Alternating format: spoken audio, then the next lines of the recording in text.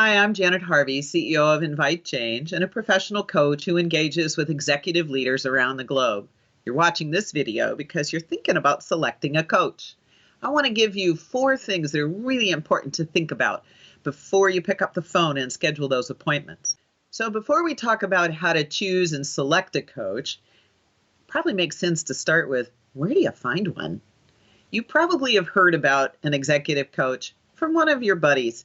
Maybe last weekend's barbecue. Actually, that's a really good place to start. Referrals from people that you trust and that you believe know you well are always going to be a place to begin.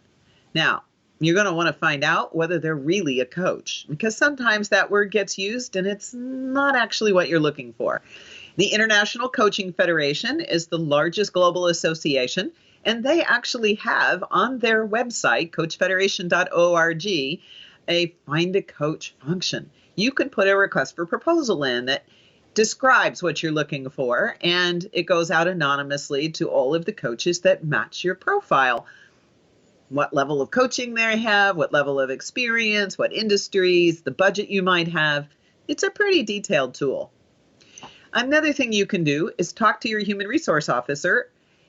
And that could be a business partner, someone who's in your learning and development arena who is working with developing of leaders already and likely have been hiring external coaches already. And your chief people officer, perhaps also the compensation committee of your board.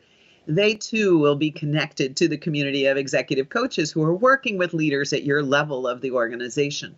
And then, of course, another one is to do some reading. Forbes has an ongoing place of coaches writing about the field and about their work with executive leaders.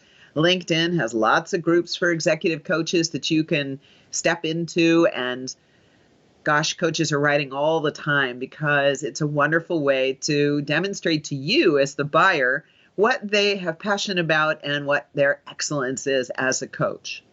The difference between an okay and a great coaching partnership is the chemistry.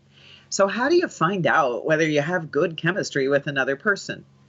Well, you're an executive leader and you've hired lots of people, so you know something about how to create rapport. And now, of course, the stakes are for you. You want to be sure that the person that you're engaging with gets you. So you're going to ask some questions that are about seeking whether or not that particular person is able to listen to you well. Are they following the vocabulary that you're using? Do they get your meaning, even if you haven't said it as plainly as you might in other circumstances? Are they able to make some intuitive leaps with you? These are some of the criteria. Of course, the first question you want to ask is, how have they worked with leaders who want to strengthen X? Now, X is something that you've identified as a capability or a behavior or a mindset that you believe is going to up your game, the thing that is going to strengthen your contribution to the organization. Or maybe it's what you think is necessary to take your part of the organization to a new strategy or a new market, those sorts of things. Something not yet in your repertoire. And you want to find out how they've worked with other leaders in a similar circumstance to you. The second question is about, what is the contribution to the organization as a result of having that capability? Because, of course, it's not enough to get the insights that come from coaching. It's really important that you have the confidence to go and implement. So this is another step in interviewing that coach to say, how have you supported a leader to fundamentally change the way they're operating as a leader? And have them tell you 2 or 3 stories in particular functional areas. So if you happen to be a chief financial officer, ask about that, of course, but ask about marketing and ask about operations and ask about sales. Make sure that you're working with a coach who's well-rounded in the business because, of course, you're expected to wear your corporate hat, not just your functional hat. And you want a coach who can help you think that broadly. The third question you're going to want to ask, classic one, what is success? How is success measured in a coaching partnership? How does that coach think about helping you to translate a change in mindset or behavior into very practical key performance indicators? What is the current baseline that you think you're performing at? And what would you like to move it toward? And to what degree do you think coaching would be the thing that moves you toward it? Have that exchange with the coach and see if they have the agility to match what they do to your work environment and what you know is expected of you to grow and contribute in the organization.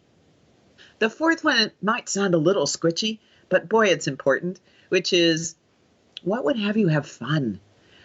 What is the way in which that particular coach approaches the serious work of executive development with some lightness and a sense of humor and a bit of play and a bit of diversity, perhaps, in the kinds of activities and reading, and maybe there's an assessment tool. See if you can find out whether that coach really is ready to partner with you or if they're a little more dogmatic, and which one of those best matches to the rhythm that you like for yourself as a learner. We've prepared a very special download document for you so that as the client, you are well prepared and able to really pay attention, listen and observe as you interview each of the coaches. It gives you a process and the questions and a way to organize your notes so that when you've finished interviewing your 3 candidates, you know exactly who you want to work with and why. So happy selecting.